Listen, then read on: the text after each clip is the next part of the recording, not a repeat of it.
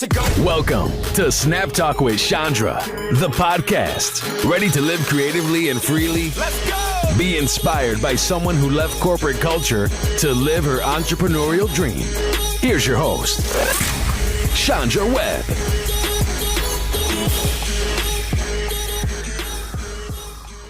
Hey, what's up, everybody? Welcome to Snapptalk with Shaundra, Season 2, Episode 2. I am so excited to have all of you Facebook fans out there. I don't know if I want to say fans. Friends. Let me say that. Facebook friends, join in. Come on in. Come on in. Make sure you share, like, and comment. We have a great show today. Hello to all my podcast listeners out there. Thank you for joining Snapptalk with Shaundra. Tuning in where we have great topics and guests that inspire us, motivate us, and empower us to do better in our lives. I'm so excited about my guest today. You guys, she is my friend. She is the CEO and founder of the Velvet Rope Experience Training Solutions firm here in Houston, Texas. She can help you get your business right. And she helps businesses turn around and just improve the whole customer experience, employee experience. She's an amazing trainer. I have definitely seen her in action, and I love her dearly, and she is my friend, Miss Tiffany Taylor Hicks. Welcome to Snapptalk with Shaundra. Thank you. I'm so excited to be here. I'm excited to be here and talk with you. Yes, ma'am. So today, Tiffany, you know, me and you, we talk about everything. We've had some good discussions, some really good discussions about business and and challenges. Yes, relationships. Yeah, don't get me started. But today, I want to talk about, you guys, when tragedy hits, what does your comeback look like? Do you come back? Do you know how to come back? And I know we've talked, we both have had challenges. I know probably for the last 5 years I've experienced tragedy after tragedy, from loss, divorce, business, just a whole number of things. And I just I thought this would just be a good conversation for us to have, because I kind of look at you're a coach as well, a life coach, and you've definitely gone through a transition. I know just in your life, just in doing more and being more and finding Tiffany, and just elevating. I've just seen your glow up completely, and I'm not just saying that, but some people out there have experienced tragedy in lots of areas, and so what do you think? What does that look like? In how do you even come back? It could be in any area of your life. Have you experienced a tragedy, or what is your comeback? What did it look like? So I think tragedy, especially for entrepreneurs, particularly, right? It's not if a tragedy is going to happen. It is when a tragedy or disaster is going to happen in your business, and being prepared for that is, because I know as entrepreneurs, a lot of entrepreneurs are really optimistic. Super optimistic. And I would say that a lot of times they don't plan for the tragedy or the disaster, right? And so yes, I've been through one. In my journey to be an entrepreneur, I literally lost everything. And when I say I lost everything, I lost my apartment. I had absolutely no money in the bank. I slept in my car for a couple weeks because I was so stubborn, because I didn't want to go back home. I mean, I'm grown. I've been out since I was 16 years old. And so to be in my 40s and have to go home and stay with my mother, I was like, I'm not having it. I'm not going to be able to do it. So for me, that was a tragedy, right? Because losing, I literally lost my money, my identity, my living space. I lost everything.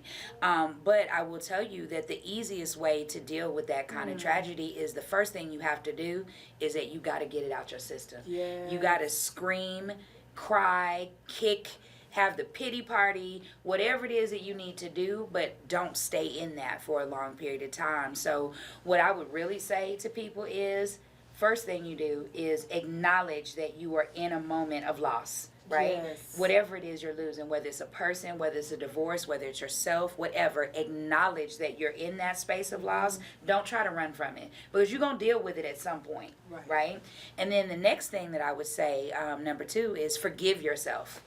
right? You act for whatever it is that happened, however it happened, whatever decisions you made, whatever you said, did, whatever choices, right? Forgive yourself because you did the best that you could with whatever information you had at the time. Right. And then the next thing I would say, number 3, would be plan, like identify what really went wrong. What did I do wrong? What did I say wrong? Who did I engage with? Did I not ask the right questions, right? Really analyze what went wrong. Yes. Right? And then also analyze what went right, because just because you had tragedy does not mean that everything in the scenario was bad, right? So you pull the best pieces out of that and then put that all together. And then my next thing I would say is plan your comeback. Yeah. Like, I don't like our current leader of this free world. However, I will tell you that he is amazing at comebacks, right? He orchestrates his own comebacks. He knows exactly what those are going to look like. And we have to be good at orchestrating our comeback. And that's one thing that I really admire about you, Tiffany, is that even if you're in unfavorable situations, like you're always positive. You always have a good word to give. I've never seen you just in a downtrodden like disposition. And so, with that, I love that you were transparent, with that, because especially as an entrepreneur, sometimes we're caught up in the limelight and everybody looking at us and we're looking like we're winning, especially on social media, because we use social media as our platform to advertise, to market ourselves, to brand ourselves, right? And so when you're not just say in a good place, sometimes you said you were serving, but sometimes we become embarrassed. Right. And that's why you got to forgive yourself, because it's the shame, right? Yes. Because everybody is so busy trying to impress others, trying to make other people think this or that about them. Yes. And I think the thing for me, I don't do that. Like, people know whether you meet me or not. Yes, I'm always positive. I have some days that I'm down, but it's very rare. What I've learned is I try to have less moments or periods or gaps where I allow my humanness to bring me down.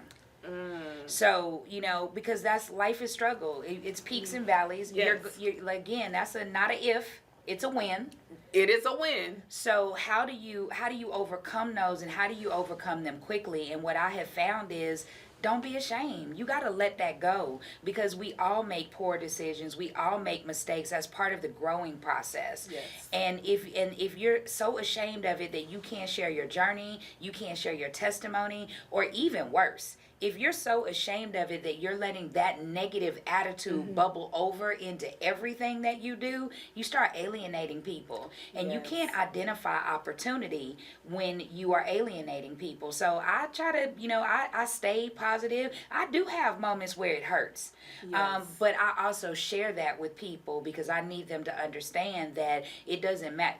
This that I'm doing, I'm glad that people are seeing me grow and seeing me excel, but I want them to also see that there are moments and times when it doesn't feel good, where it's stretching me, where I feel like, am I doing this right?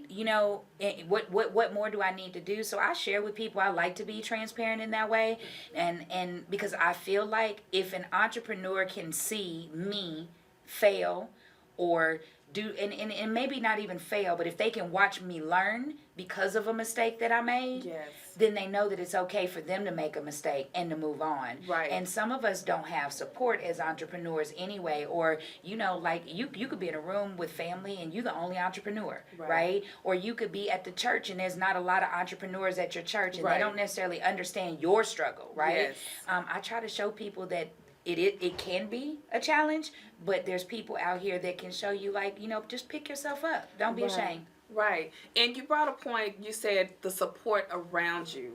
And so it can be a very lonely road. Yes. In being, running your own business, or maybe if you're the only one in your circle that's married, all of your other friends are single, or whatever the case may be. But the people around you matter. So who did you surround yourself with? So I know in my family, I'm the only entrepreneur. So with me being frustrated and going through, say, financial woes or whatever the case, I don't have anybody to really bounce it on. So it would be someone like you, hey, Tiffany, I'm going through this that I could relate to. So who did you surround yourself with that? Ooh, so that is, man, when I tell you that's a good question, that is a really good question. So I will share with you that whatever journey you're on, get your spiritual team together. That's what I like to say. Yes. It's not just who do you go and talk to, it's about having a spiritual team who will sow things into you that you can also give to them, because you have to surround yourself with some people who can, I really want to say, people who are participating in reciprocity. Yes. Right? Because that's super important. Say that. So what I would say is I started networking. I come from a family of entrepreneurs. And that's the interesting thing is my mother didn't want entrepreneurship for me because she literally said, Tiffany, this is such a hard life to live where you're worried about getting customers and clients and selling this and selling that. And to be honest, she's a very successful entrepreneur, has been doing it for 35 years and still going. But she was concerned because she was like, you're so smart. Go to corporate America. Go rock that and have good insurance, right? Yeah. So I went, and I say that because my mom is a part of my spiritual team because she does understand my entrepreneur journey, right? But then the next thing I say is that go and find people who think like you, or not necessarily think like you. What I really want to say is they align with your spirit, your message, your values, right? Yes. So I was able to do that with the Houston African American Bloggers Association. I met a lot of people there. I also am in the nonprofit arena, so there's a lot of people who are just they're here to serve if they're in the nonprofit arena. And then I also went out and got a mentor. I participated in programs and cohorts or accelerators for entrepreneurs. That's so important because you just have to go and find people who you align with spiritually, who are on the walk or the journey that you're on, because then when you have a story to tell and you talk, it resonates. Yes. You can learn from them and they can learn from you. I love it. So. Mentors are so important. I know before I started my business, that was one thing that I was just dead set on. I was like, I need a mentor because I don't want to get out here doing something I don't know how to do, but someone that has gone before me to do it. And I got me a spiritual mentor. I remember when I, transitioned, just into my new church, I have a spiritual mother, and she has definitely just kind of guided me throughout my journey of growing and glowing. And so what tips would you give someone? So we talk about a comeback. So you in business, you experience this failure and come back. Some people's motivations can be very vain, sometimes selfish. Oh, wow. Yeah, I've encountered that. And what is how do you come back in a healthy kind of way where it's not like, everybody was hating on me, I'm going to show them. What does a healthy comeback look like? Because sometimes we can come back and be too ambitious. Okay. Or we can be just too optimistic, for where we are. How do you do that? I think that I'm gonna share with you guys that the comeback is very much about how you behaved during the tragedy. I like that. Okay. And I say that because a lot of times when we're going through something, we are not on our best behavior. Like, it's almost like we're going through this tragedy, so we give ourselves permission to show the worst of ourselves. And that's not when you're supposed to do that. Right. Honestly. When you are in tragedy, that is building character. So the best of you should come out. And because at that moment, if you can make it through a tragedy, number one, you know that you are courageous. Number two, you know that you can persevere. Number three, in a lot of cases, you have to have had some patience to get through that thing, right? So the comeback is understanding that no matter what, there's going to be a tragedy. Handle yourself accordingly when you're going through it. You don't have to be mean to people, even when because sometimes people are coming back from someone using them. Sometimes people are coming back from being in a business deal where a partner took advantage of them. Even in a marriage, right? You could be leaving that marriage or be divorcing because it wasn't a good partnership, right? So what I say to that is when you are going through the comeback, number one, you need to be humble. because you made it. That's the first thing, Yes. right? So if you can make it through the tragedy, I believe that there's a level of humbleness that you have to have. It's okay to be proud of the fact that you made it through the journey. Yes. So you can share that. Share your testimony. Tell people how you got through it. And then the next thing that I would say is be alert. Right? Once you are in the comeback stage, right? Sometimes we could be so hyper focused on where we're going because we don't want to fail again. Yes. That we miss the signs that are happening. I will share with you guys one of the things that I made sure that I did during my comeback was I wrote myself some affirmations. And those affirmations were directly related to what I had just come through. Yes. So one of the things that I said was, I am enough and that I don't have to impress other people. What I have to do is impress God. Yes. I'm on this journey to be a better Tiffany, right? And everything that I do is designed to make me better.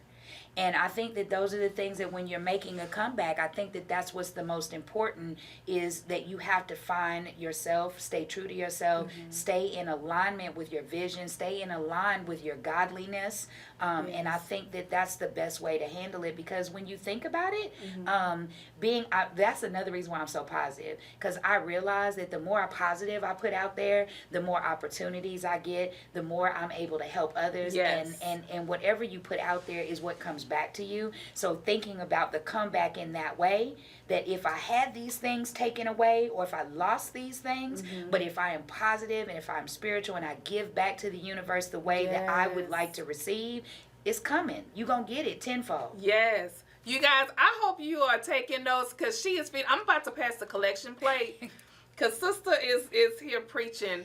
I'm telling you, you just have to find that zone where when tragedy does hit, there's a healing process that goes along with it. Yes. Because I know when I experienced loss, I was just, even just with my first business venture, I didn't look at it as a failure. Okay. For me, it was just an opportunity. It was perfect. It did what it was supposed to do. And I was okay. Now I'm a smarter businesswoman. Right. Now I'm able to learn and consult other people, that wants to go into the same, field that I'm in. And so how do you give back? You said you're able to take that and be able to pass that along. Yeah. So I met with an amazing woman, maybe I'm going to say about 3 or 4 months, and I realized that every connection that you make is meant for you. Yes. Whether I agree. Whether it's a good connection or a bad connection, it has a purpose. Is meant for you. You are going to learn something. So I met a woman that told me, she said, Tiffany, until you are able to loose yourself from the shame that you feel about the things that you've done incorrectly in business or in life, she was like, you're going to stay stuck. You can't move forward with the old baggage. You got to shake that off so that you can move forward and know that you're going to accumulate some more baggage. Right. But what you have to do is not keep carrying it with you. So what I do now is I tell people, stop listening to other people's, that's white noise. Stop listening to what they have to say. Yes. Because people have you thinking that you failed when what you really had was a learning experience. Absolutely. Right? So the very first thing I say is be okay with your testimony, but analyze it first. Know what you did wrong so you are prepared. Like it's kind of like you got to girt yourself first, right? And you have to be prepared for the fact that people are going to hit you with some impossible things that may make you feel like they're pulling you back into your shame spot, but be prepared for it. So when we talked earlier about analyzing what went wrong, and analyzing your best practices. Yes. Because now when you ask me, girl, what happened to that other business you used to have? You can say with pride and be okay with, you know what, that business didn't go like I wanted it to, but because of that, I was able to launch this, and girl, I'm growing and glowing. Right. And what she's talking about is perspective. Yeah. We all have to have a healthy perspective of any area of our life, whether, a success has happened or a learning, experience. Yes. And so definitely, you guys, when tragedy hits, don't be ashamed. Don't be, rescind into your own bubble. Right. And isolate everyone out, because we all should have at least one person that we can go to. Right. That we can feel safe with, that we can confide in when those moments. And if you see someone that may have experienced that, reach out, because some people like me, may be proud, right, and don't want to ask for help or whatever, but reach out to those people to be able to say, hey, where do you need me, or what do you need me to do?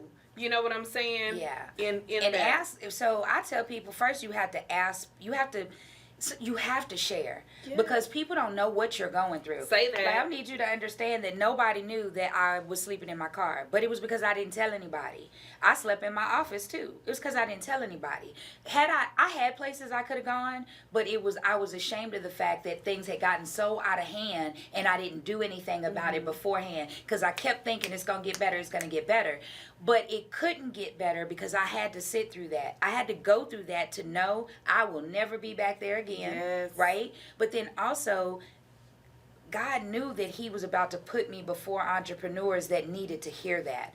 That they needed to hear that it's okay, that you will have times in your business where you are cash poor. Yes, I've been there. And that is okay, right? Now, what do you do to go out there and go get more cash? And that starts with having a positive attitude, because nobody is going to want to loan you money or invest in your business if you coming through with all that negative, right? They want to see that if you are positive and believe on the upturn of your business, someone else will believe that as well. Absolutely. So just making sure that you are being positive, understanding your testimony, sharing it with people, and ask for what you need. And then the last point I also want to make, when somebody needs you, like, and they're in their lowest point and they need help, don't help them the way you want to help them. Help them the way they need you to help them. Because oftentimes I'll try to come in and help you the way I like to be helped. Yes. Right? Because, but you may need something different. So, for instance, with me, I could just use a hug. Sometimes I don't want to talk. I just want to know I could come and sit down with you, give you a hug, and just be quiet and just sigh. Yes. Right? But there's some people that want you to talk them through it. Some people want you to give advice. You see what I mean? So find out how they need you to help them get through the tragedy, and then meet them in that space. Where they are. Yes. And it makes me think of the book, The 5 Love Languages. And and when you love someone, you don't love them how you want to love them. You love them according to their love language. Right. And that's just kind of just what you said. Help them how they need to be helped. I love that. You guys, she's an amazing woman, and you have encouraged me, and I love the fact that, one, as an entrepreneur, I'm not alone.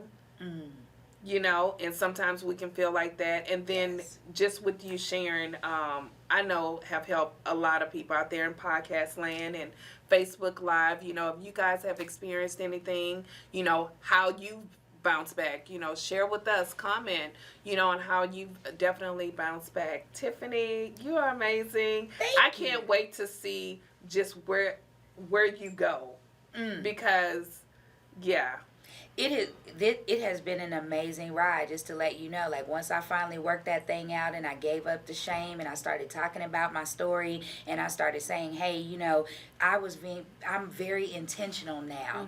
At the beginning of my journey, I wasn't intentional, because it's interesting when you work in corporate America, you kind of just think things are going to come to you. Right. You used to paychecks coming every other Friday. Like clockwork. Right? Yes. But now I know that I have to be intentional about how money comes in. And it's working for me. I'm just keep doing. Just keep going. That's what I tell people. Don't give up. Don't. And the thing about you never stop moving. That's one thing that I've learned.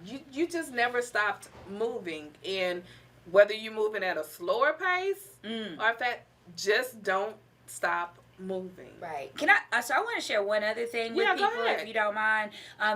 Don't be busy just to be busy, though. Ooh. So that's super important. You have to be intentional about your busyness. So, and I say that because some of my tragedy was sowing into people who were not reciprocating, and going and spending money to support people who were never supporting me. So every time you turn around, I was at this event, that event, this event, and you know, every event, $25 here, $50 here, $100 there. So it was happening. But then at the end of the day, when my lights was getting ready to get cut off, nobody was coming to my event. Right? So what you have to do is you have to be very intentional about where you go and who you support. And you have to say to yourself, before I go, what do I want to get out of this? Right? So if I go to this event, do I want to go there and network and meet 2 people that can help me grow my business? Right? Or am I going to this because I'm supporting, right? But I'm also going to make some connections and build some relationships. And then sometimes you could go and say flat out, I'm going to walk out of here with 2 customers. That's what but you have to be intentional about that. With a purpose. Yeah, I love purpose. it. Tiffany, thank you so much for joining us today. You guys, we have been talking about when tragedy comes, what is your comeback? And this brings me to one of my favorite parts of Snap Talk with Shaundra, Snap Thoughts. Okay. Snap Thoughts. So what you're going to do, you're going to pull a question out of our box. Okay, and you're going to hand it to me. No. Yeah. So it's the first thing that comes to mind. Okay. Okay, so let's see. Okay, this is a good one. 1 million followers on Facebook, Twitter, Instagram, or YouTube. Ooh, first thing that comes to mind. I'm going to go with Instagram. Why? Well, because right now Instagram is like the hottest space right now, so you can tell a story and you can tell with pictures. Yes. So I think that more people are drawn to that. But I also would say that young professionals, because I'm learning not to call them the other word anymore. So you know, if you guys don't know, millennials are called young professionals. Yes. So it's a better way to address them. But they definitely are more into the Instagram space. And then I'll say one other thing. I tell people, if you're interested in writing a book, Instagram is the best place to do it, because you literally can take your post and you can turn those into an ebook, especially if you're doing it in a graphic way with a really good graphic. So it's just a way to keep people focused, and then it's also a way to repurpose your information. Oh, good. I just learned something new. Instagram, here I come. I'm on Instagram, but I'm not using it like I could. All right, next question. Let's see. Okay. Oh, what is your favorite holiday and why? My favorite holiday has got to be, and it's interesting, it's Good Friday. It's Good Friday? Good Friday is my favorite holiday, and it's an interesting reason why. So I have some friends that have a crawfish festival, crawfish boil every year. And so when they do that, my best friend actually comes in from Atlanta, and I get to see her. And I don't get to see her as much anymore. Okay. And so not only do I get to see her, but I also get to see her whole family, and then all our kids, and our kids kind of grew up together, so it becomes this whole family thing. Oh, well, So, okay, that's good. Okay, now I get it. Good Friday. Yeah. Good Friday. Oh, and it's a Friday where you get to be off. Like, it's a long weekend, too. Is, so, yes, yeah. Okay, last question. Let's see. Let's make it good.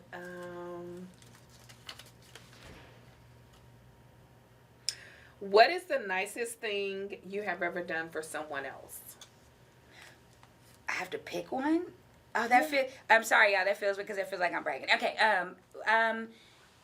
She's super nice. yeah, that's what I was gonna say. So I always do nice things. I would say the most recent nice thing that I did, I was praying for abundance. I have $15 to my name. I'm driving down the street, and there's a guy on the street, and he is he's asking for money. Yes. And so I gave him the $5, but then I noticed that there were 3 of them. There was one on each corner. So I literally drove and gave each one of them $5. And I said, thank you, God, because they all need, and I knew they were together, but I was like, now collectively they have $15, and that was the last that I had. And the interesting thing was, right as I was doing that, a client that wasn't supposed to pay me until the next week, she paid me. I drove 2 blocks down the street, my Cash App went off, $750, just like that. And on that note, you guys, talk about sacrifice and moving when God says move, and a prayer answered immediately. Yeah. Tiffany, you have blessed me. I know you have blessed everyone out there in Facebook and our listeners to our podcast. You're amazing.